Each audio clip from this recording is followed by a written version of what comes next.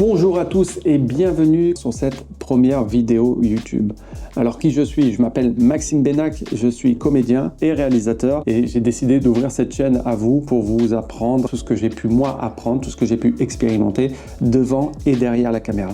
Principalement aujourd'hui, je veux faire une série de vidéos qui sera derrière la caméra pour vous apprendre à devenir un filmmaker. Le concept va être très simple, une cam, une petite remarquable où je vais pouvoir écrire, vous allez avoir affiché à votre écran ce que je vois devant moi.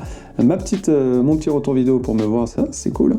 Et on va apprendre à utiliser ce genre d'appareil photo. Ok, on passe sur l'écran. Alors voilà, dans cette vidéo, on va apprendre les fondamentaux de la vidéo, la définition versus la résolution, le ratio d'aspect et les fréquences d'image. Ça va être pour moi une base avant de commencer à apprendre le triangle d'exposition avec, vous avez pu l'entendre peut-être l'ISO, la vitesse et l'ouverture, qu'on verra sur une autre vidéo.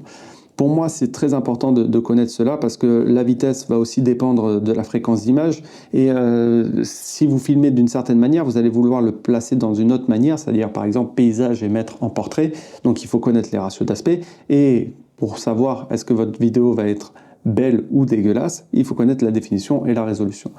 On commence ce premier chapitre avec la définition et la résolution. On ne va pas passer trop de temps dessus, mais histoire que vous compreniez les choses.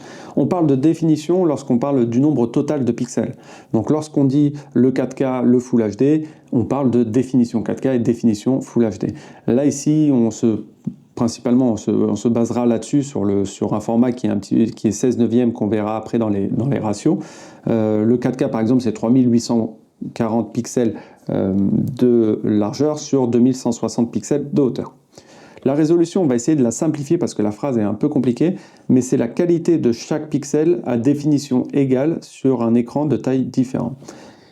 Imaginons, la définition c'est celui-ci, par exemple le 4K égale. Mais on va imaginer une définition qui est on va le prendre juste linéaire, on va prendre ça juste linéaire, on va prendre du 5 pixels.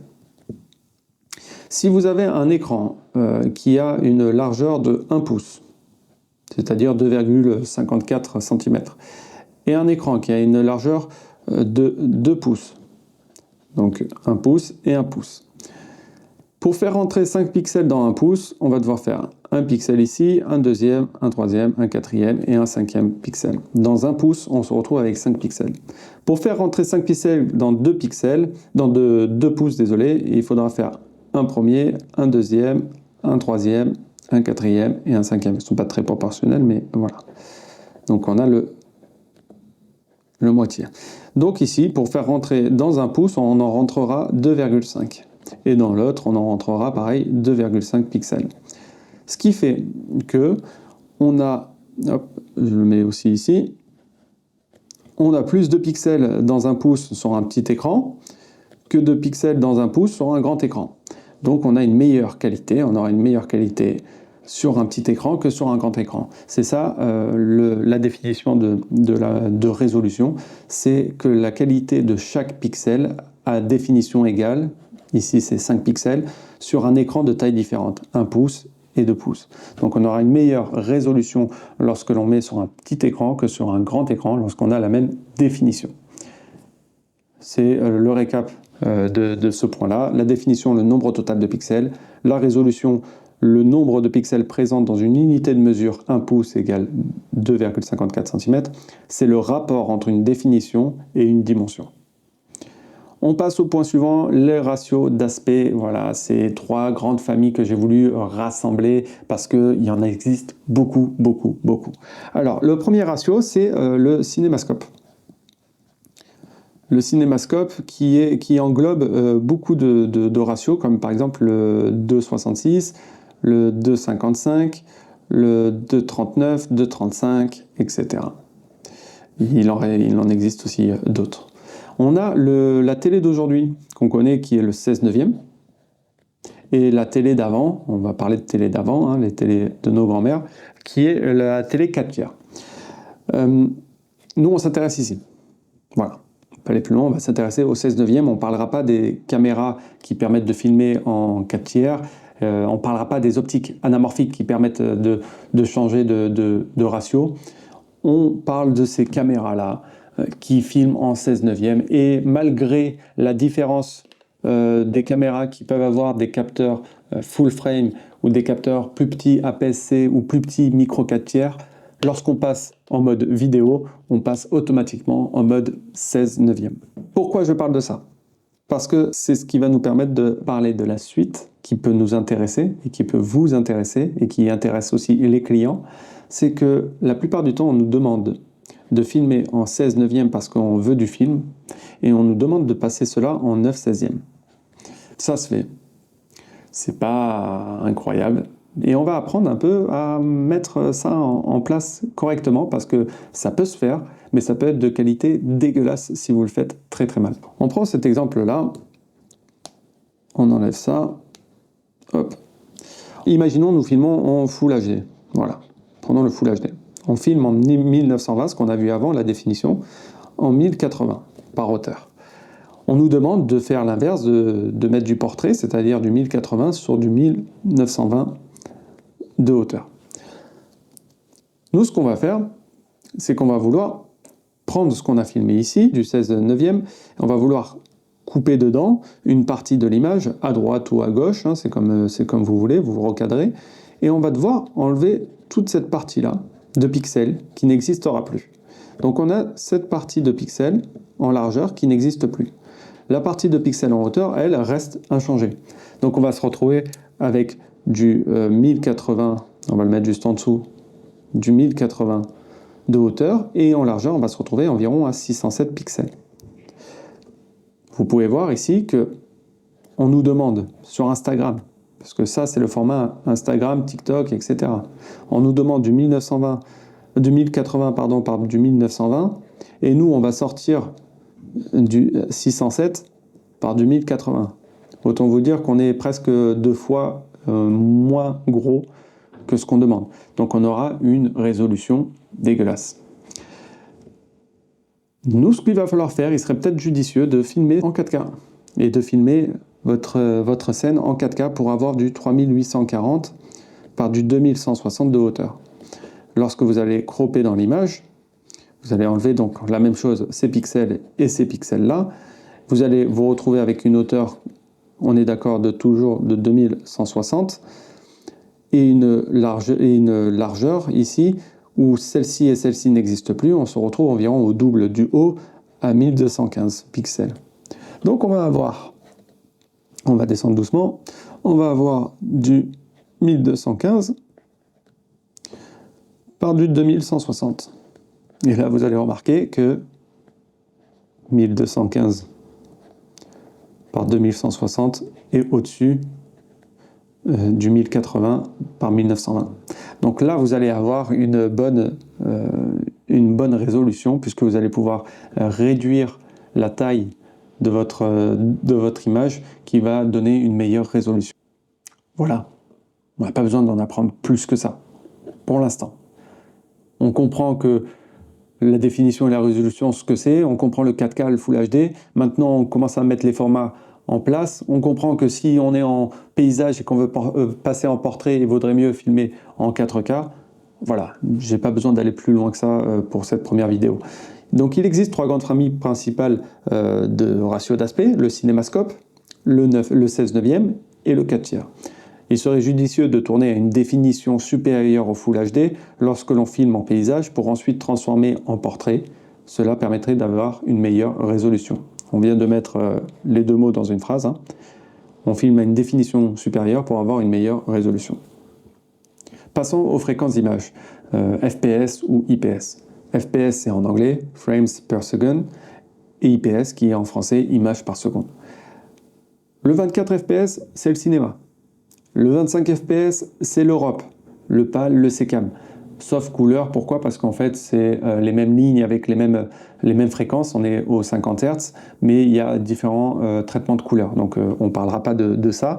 On regroupe le PAL et le SECAM ensemble. C'est du 25 images par seconde, c'est l'Europe.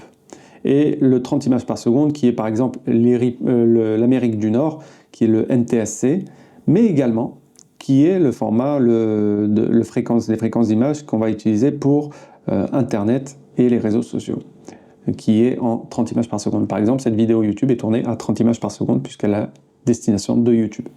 Une formule à connaître qui est importante et très simple. Moins vous filmez avec d'images par seconde, moins de FPS, plus vous allez avoir de qualité. On ne rentre pas dans les détails, juste je vous donne quelques informations. Plus on aura de stockage et plus on aura de lumière. Et lumière et le stockage et la qualité, c'est le nerf de la guerre de la vidéo. Surtout la lumière, puisque vous savez que la vidéo, c'est des photos, et les photos, c'est de la lumière. Avec moins d'images par seconde, vous allez avoir plus de qualité parce que vous allez avoir plus de mégabits par image. Vous allez avoir plus de stockage parce qu'on a moins d'images à enregistrer par seconde. Et vous allez avoir plus de lumière parce que quand on verra le triangle d'exposition, il faut doubler par rapport au nombre d'images par seconde sa vitesse, et c'est ce qui fait qu'on aura plus de lumière avec une vitesse qui va être beaucoup plus lente. Et on va aller un peu plus loin sur les FPS, c'est-à-dire que là, on a vu le 24 FPS et le 25 qu'on va regrouper pour le cinéma, d'accord? Et le 30 FPS qu'on va regrouper pour Internet, les réseaux sociaux. Mais si j'ai envie de faire du ralenti, il va falloir tourner à plus d'images par seconde. Et c'est là qu'interviennent les 50 FPS, les 60, les 100, les 120, etc., etc. Pour faire simple et pour commencer, si vous voulez faire un film à 25 images par seconde et que vous voulez faire un ralenti dedans, tournez à 50 images. Et ensuite, quand vous le divisez par 2, vous allez retomber à 25 images par seconde. Si vous filmez un film qui est à destination de YouTube et qui sera à 30 images par seconde, vous voulez faire un ralenti, filmez à 60, vous divisez par 2 et vous retombez à 30 images par seconde. Le 100 et le 120, c'est divisé par 4. Ça permet d'être à 25% de la vitesse, donc être un ralenti x 4. Ne vous prenez pas la tête, faites des simples calculs comme ceci, ça vous permettra de ne pas vous perdre. Cela amène à une question vraiment importante à se poser avant le tournage, c'est quand? Quand est-ce que l'on filme au ralenti? Quand est-ce qu'on fait du 60 fps? Quand est-ce qu'on filme à 30? Il faut vraiment le savoir. Si c'est votre film en entier qui va être tourné au ralenti, qui va être livré au ralenti, filmez tout à 60 images par seconde. S'il n'y a qu'une partie, filmez les parties à 30 images et filmez les autres parties à 60 images. Mais définissez, vraiment, définissez le moment. Quand est-ce que vous allez le faire? Parce que ce qu'on avait vu juste avant, si vous avez le moins d'FPS, vous avez une meilleure qualité, vous avez plus de stockage et plus de lumière. Donc si vous filmez tout à 60 images par seconde, vous allez limiter votre stockage, vous allez devoir rajouter plus de lumière peut-être pendant la production, et vous allez peut-être détériorer un petit peu de la qualité, alors que le plan au ralenti que vous voulez mettre dans votre film va durer peut-être que 2 secondes, alors que votre film durera 5 minutes. Donc pensez vraiment quand est-ce que vous allez filmer au ralenti. Définissez-le avant. Et définissez avant, vraiment. Très important. En plus de ça, derrière, vous aurez une meilleure fluidité de montage. C'est ce qui est marqué aussi ici. Pour faire le récap, si vous voulez filmer du film, filmez à 24 ou 25 images par seconde, c'est pas trop grave. Si vous voulez diffuser sur la télé française, européenne, c'est du 25 images par seconde. Si vous voulez diffuser sur du télé aux États-Unis, par exemple, c'est 30 images par seconde. Mais nous, ce qui nous intéresse ici, c'est surtout que le 30 images correspond à Internet et les réseaux sociaux, et que le 25 et le 24 va correspondre pour du film. Voilà, tout simplement. Définir exactement ce qui sera au ralenti ou pas, ça évitera la perte de qualité, augmentera votre espace de stockage, et par la même occasion, votre processus de montage sera plus fluide et bien sûr plus de lumière au tournage. Que j'ai oublié de noter là-dessus, et vous aurez plus de lumière au tournage. C'est tout pour cette vidéo et j'espère que vous avez pu apprendre des informations, et s'il vous plaît, faites-moi plaisir, apprenez, approfondissez, allez voir d'autres vidéos à propos de ces sujets, parce qu'il n'y a rien de plus chiant que de discuter avec un vidéaste qui ne sait pas du tout ce que c'est le nombre d'images par seconde. Quand vous lui demandez pour essayer de matcher avec lui sa caméra, il ne sait pas vous répondre. Donc franchement, avant d'utiliser ça, apprenez ces petites bases, il n'y a rien de compliqué, et ensuite on apprendra le triangle d'exposition, comment faire son réglage manuel, les différents profils d'image, etc., etc. Je vous dis à la prochaine, c'était Maxime Benach, ciao.